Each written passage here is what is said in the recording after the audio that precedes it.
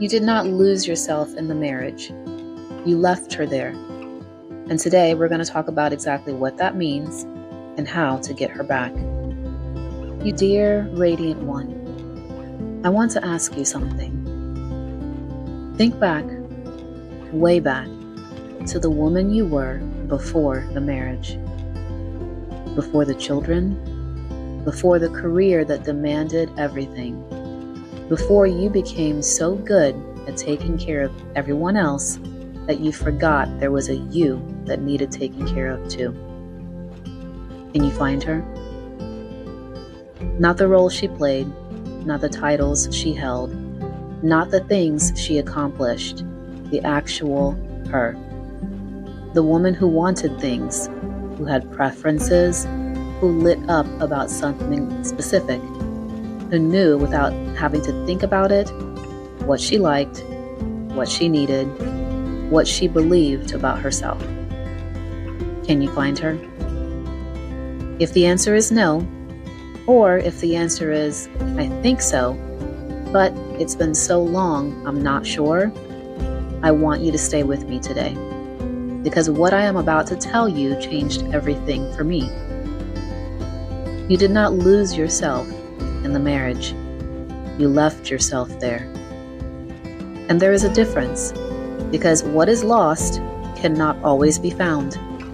But what was left, what was deliberately set aside, folded neatly away, placed on a shelf, because there was no time, there was no space, no permission, that can be returned to. She's still in there.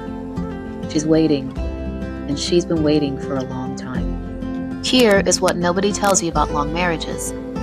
They do not take you from yourself all at once. It is not one dramatic moment where you hand yourself over. It is 1,000 small moments, 1,000 quiet decisions where you choose the marriage over yourself, the family over yourself, the peace over yourself. You stopped listening to the music you loved because he did not like it. Small thing. You stopped pursuing the thing that lit you up because there was no time, no money, no support for it. Medium thing. You stopped having opinions about certain things because having them cost too much energy to defend. Bigger thing. You became so good at anticipating everyone else's needs that you stopped noticing your own. The biggest thing. And one day, it may have been the day the marriage ended, or the day the last child left, or a Tuesday afternoon when nothing in particular happened. You looked in the mirror and thought, who is that? That moment is not a failure. That moment is an awakening. It is the first time in years your own life has gotten your full attention. I want to share something with you, because as a nurse and a researcher, I find it important to name the thing with its proper name. What you're experiencing, it's been studied, it's real, it has a name. Researchers call it an identity gap, the space between who you were inside marriage and who you actually are, the distance between the role and the real self. Studies show that women who invest the most of themselves in their marriages, the ones who gave the most, sacrificed the most, showed up the most, experience the greatest identity crisis when it ends. Not because they loved wrong, but because they loved without keeping anything back for themselves. That is not a character flaw. That is what you were taught love looked like. You were taught that a good wife gives everything. A good mother gives everything. A good woman gives everything. Nobody taught you that giving everything means eventually having nothing left to give, including to yourself. And here is the thing that research says that I want you to hear. The fogginess you feel right now, the restlessness, the not knowing what you want or who you are or what comes next, the sense of being between two versions of yourself with no clear language for either one. That is not a regression. That is actually recalibration.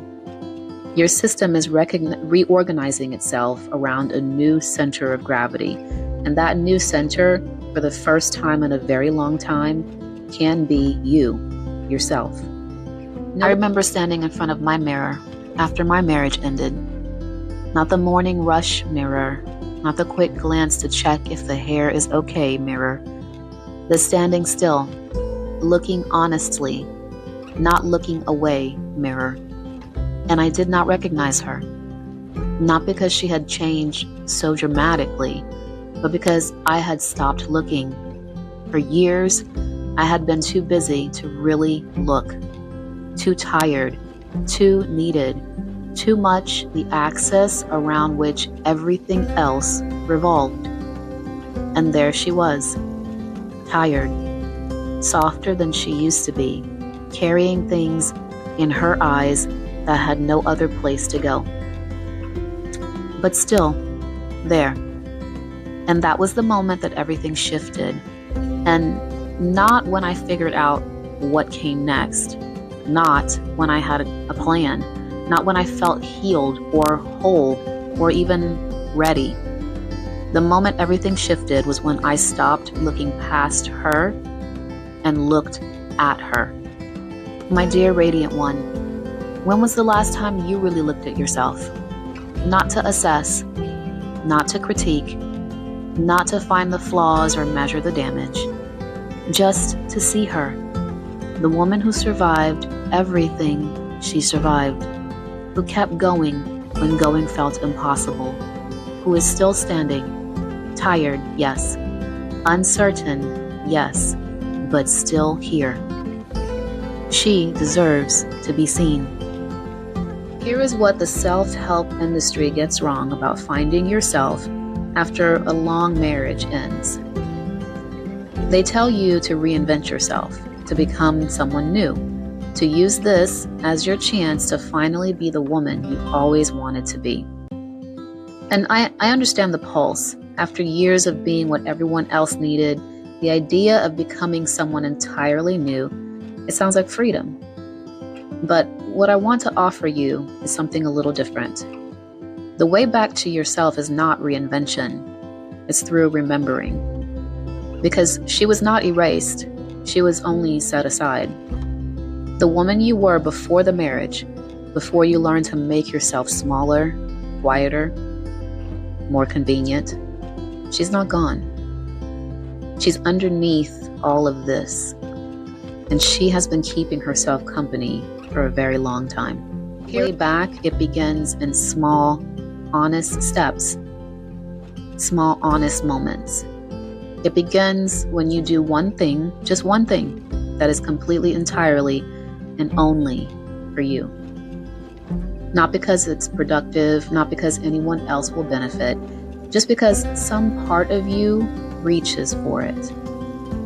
It begins when you sit with a journal and ask yourself the question you've been avoiding. What do I want before I learned to want what was convenient? It begins when you read a letter written for you by someone who has stood exactly where you're standing and feel, for the first time in a long time, completely understood. That is where Radiant begins. Not at the destination, at the return. Wait, my dear reader, if something in this letter today stuck with you, I want to leave you two things. They're both free.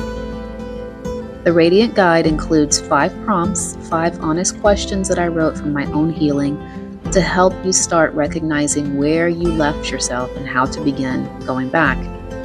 And the Radiant Becoming deck. It's 44 affirmation cards from the 5 pillars of the journey home. They're both free, and they're both in the description below. The second is called The Letter I Never Sent. It's a 7-day guided writing journal for women who've been carrying things that they've never had a safe place to say. Each day, you write one letter to your younger self, to the people who shaped you, to the love that cost you yourself, one on every day for 7 days, and, of course, to the woman that you're becoming. I wrote every letter inside myself, so you're never writing alone. If this letter found you in the right moment, share it, please. Send it to the woman in your life who is standing in front of her mirror right now, wondering who she has become. She will know it was written for her. Until next Sunday, I'm Nadine, and I see you. If